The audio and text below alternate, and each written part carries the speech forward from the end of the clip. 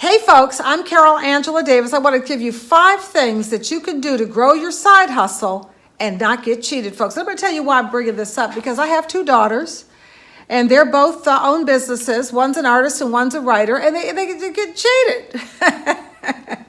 But you know, wisdom will tell you how to keep from getting cheated, right? And I've been around the block a few times, so I know how to not get cheated. I've been cheated a few times. I know how to stop it. Okay.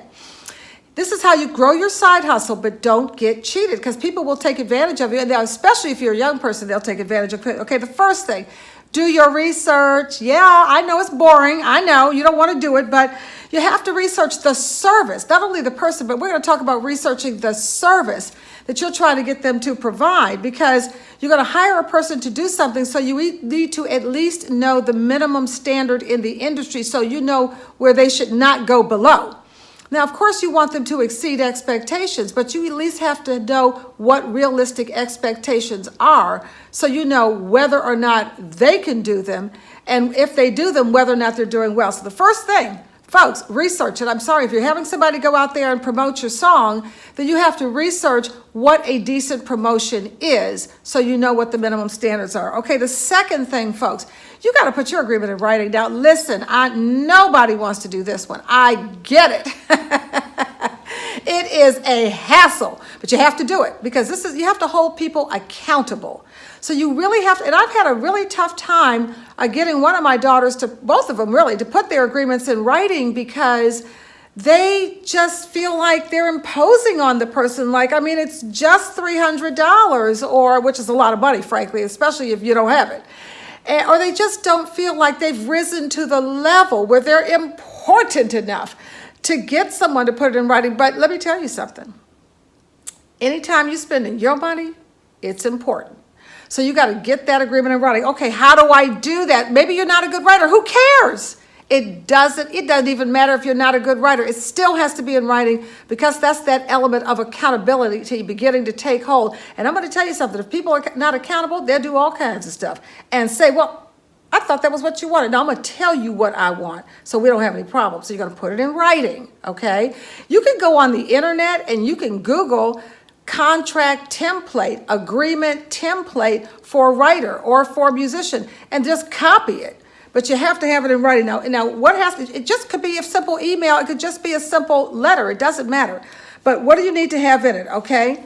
All right, remember, they don't call it show business for nothing. You all know this. It's still a business. All right, so number 1, you want to state the names of the parties to the agreement. So it's going to be you, whatever your name is, and whoever you're doing business with, and their company name if they have a company. That has to be in there in writing. And you can put their contact information, address, email address. I would tell you, I wouldn't just put their DM, or their Instagram, or their Facebook. I would make them give me their name, their address, their phone number, and their email address, because I know if I got to find you, I'm going to find you. So that's the second thing. So first, you got to put the names of the parties to the agreement. You also have to talk about the task they're going to perform.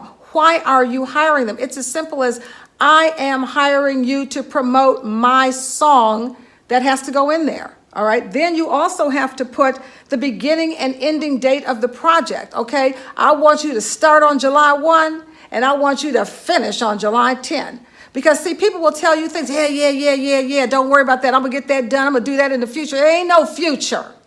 Put some dates on it, because they will future you to death. You will end up with nothing, but it will always be coming tomorrow. That's not what you're spending your money for. You did not go to work for somebody to do something in the future. You're hiring them to do it right now, okay? So put some time frames on them. When does the project begin and end? And then you have to put the amount, people. How much money are you paying them? Okay, and I'm going to tell you something. Both people have to sign that agreement. Don't let them play you, folks. They have to sign it. Oh, yeah, they can e-sign it, docu-sign it, in person. I don't care how they sign it.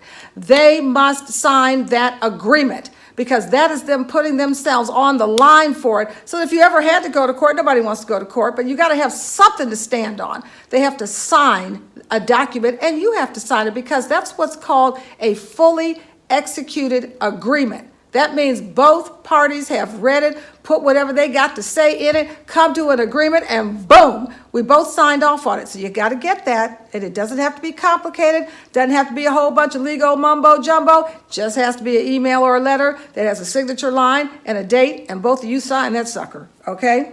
Now, the other thing that you're going to do is you have to be you have to be very specific, and this is all about putting you in writing. Be very specific about the task you're hiring them to do.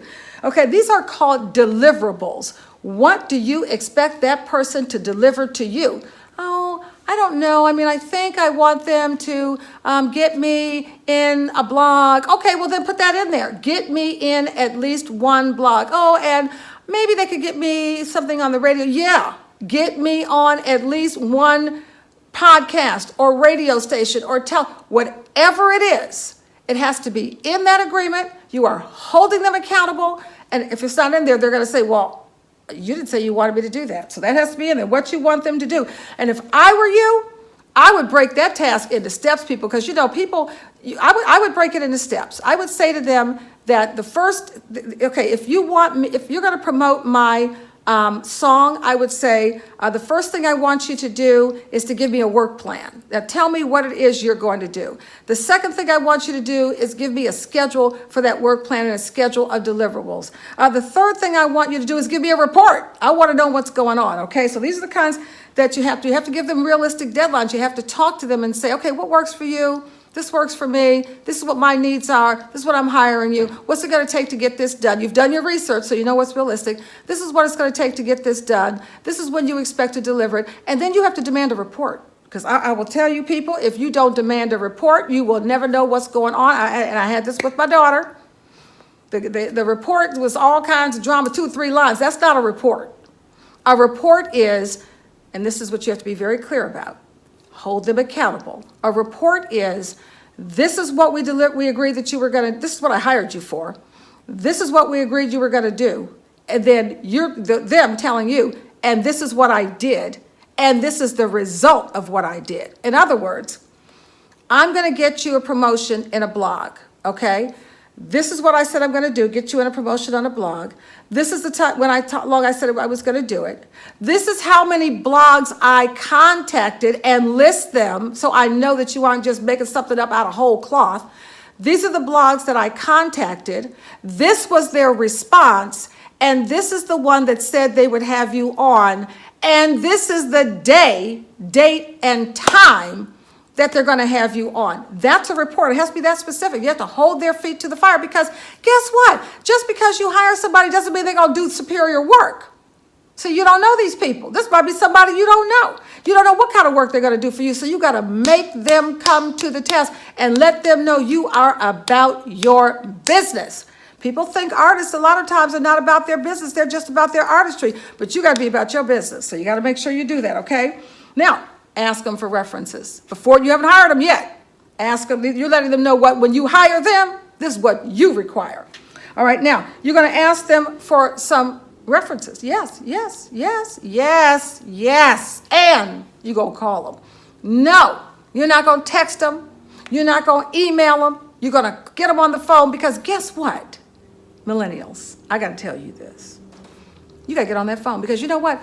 The human-to-human communication comes through sight, through vision, through feelings, through intuition, through all those kinds of things. And you can get some of that through the voice. Sometimes you talk to somebody, you say, I just didn't like the way they sounded.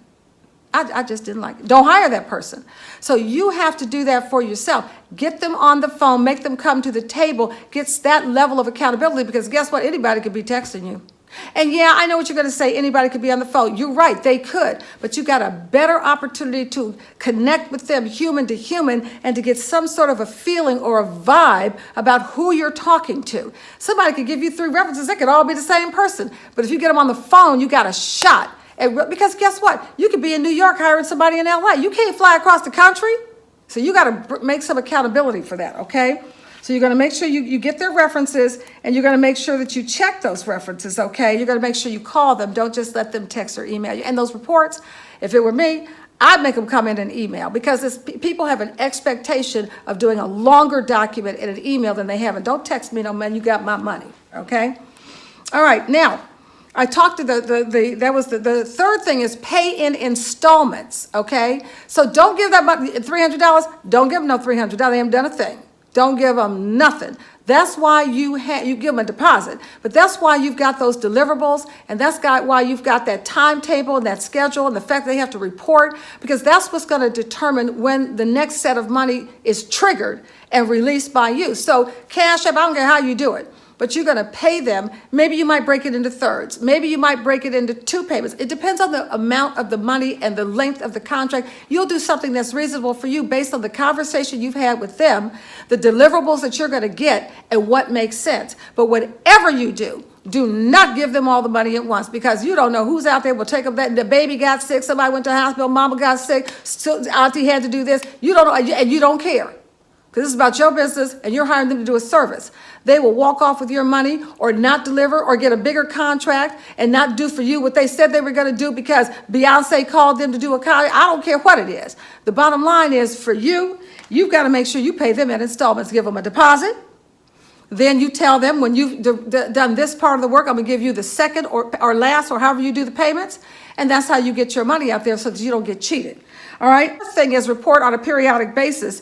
And we talked a little bit about that already. So you have to make sure that you get that report. They have got to give you something in writing that talks about what they've done, who they contacted, how they contacted them, how many they contacted, and what was the result of the contact. And when they tell you something like this, oh yeah, I got you a premier guaranteed and such, you have to tell them, what does that mean? What is a guarantee? If somebody's guaranteeing you something, you need to see something in writing, okay? So they need to say, oh, it's so-and-so, then show me the email. Because they will say they got it. And this happened to one of my kids. They said they did it. They did not do it. And when the time came for them to deliver it, was something that they had guaranteed, it was not there.